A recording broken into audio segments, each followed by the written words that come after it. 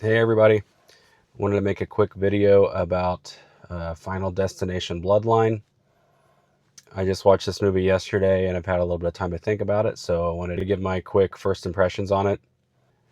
Probably the most fun movie about death that I think I've ever seen, and probably the best of the Final Destination movies in general.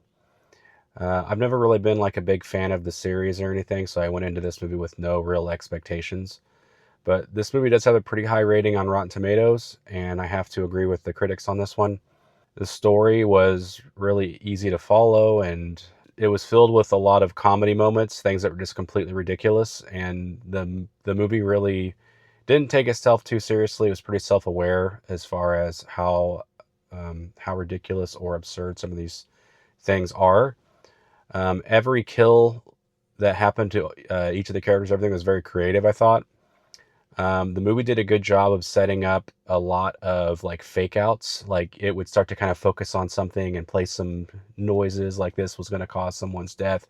And then it would end up like not really having anything to do with that, or it'd be something completely different or totally random, something that you didn't really see coming. It did a really good job with that. And then whenever folks died, it was just so cartoonish. It would just like happen very quickly. Like you were watching like the Roadrunner or something like that. Just really fast kills that were completely ridiculous. So, the characters are definitely kind of one-dimensional cannon fodder, but it's okay in the context of this movie. And again, it was just hilarious. I laughed out loud multiple times while I was watching this. So the people who directed the movie, it looks like it was actually co-directed. The directors really haven't done a lot that's super memorable, except a movie that has a decent rating called Freaks, which I read and I think I watched part of it, but it just wasn't interesting to me, so I moved on. But I may have to give that another watch based on how well I liked this movie. Uh, but that looks like a movie that's on Netflix, I think. And one of the directors actually directed the horrendous Leprechaun Origins movie. Leprechaun is not one of the best film franchises by any stretch of the imagination.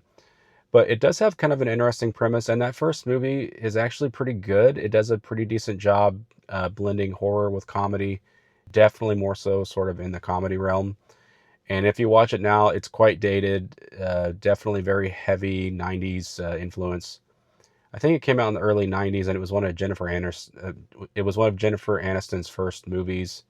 It may have even been pre-Friends or around the same time as Friends, not quite sure. But Warwick Davis definitely having a lot of fun in that role. Remember watching that with some friends and laughing quite a bit. Each Leprechaun movie kind of got worse and worse. That's kind of how things go with sequels. And then they were like direct to video.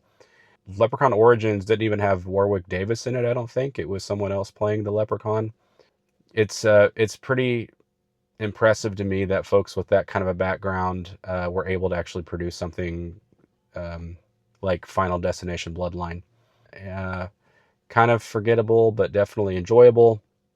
The first like 15 to 20-minute sequence basically happens in the Seattle Space Needle. It's called something else in the movie, but it's essentially the Space Needle. Uh, that that whole sequence was like 5 out of 5, just outstanding, very well done, built the tension very well. Of course, there's this, glass floor that's kind of cracking and nobody notices it except for one person, and everybody's just like dancing on this floor that's cracking and breaking. And it's just so funny how just kind of carefree and ridiculous everybody is. Everybody's just trying to have fun and they're dancing and not paying attention, just completely oblivious. Um, so it just kind of takes one person to be reasonable and be like, hey, maybe we should be concerned about safety, and here's some things we should be, concerned about. And everybody's trying to make her be quiet instead of even listening to what she has to say.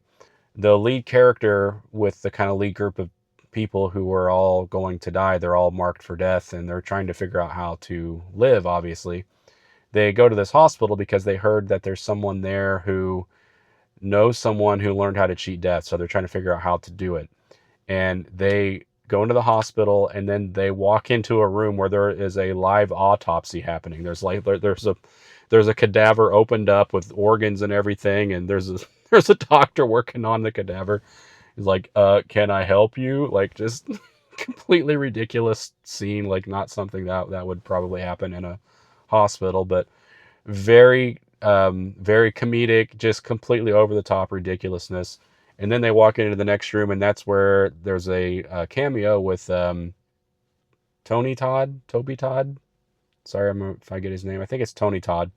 Um, it's the guy who was in Candyman and in many other movies, but I think he's most known for his role in Candyman. Um, but he, tells them how to do it, that he met somebody who did it, and then he just kind of like leaves, and he's like, okay, by the way, I'm going to go into retirement now, and he just walks out of the scene and he's done. um, but that actor did actually pass away shortly after filming those scenes, so it's kind of a perfect send-off because he ends on this kind of happy, inspiring note, even though they kind of play it as a joke in the movie. But that's really a great send off for that actor, I think. So yeah, I give this like a 4.5 out of 5. I thought it was great.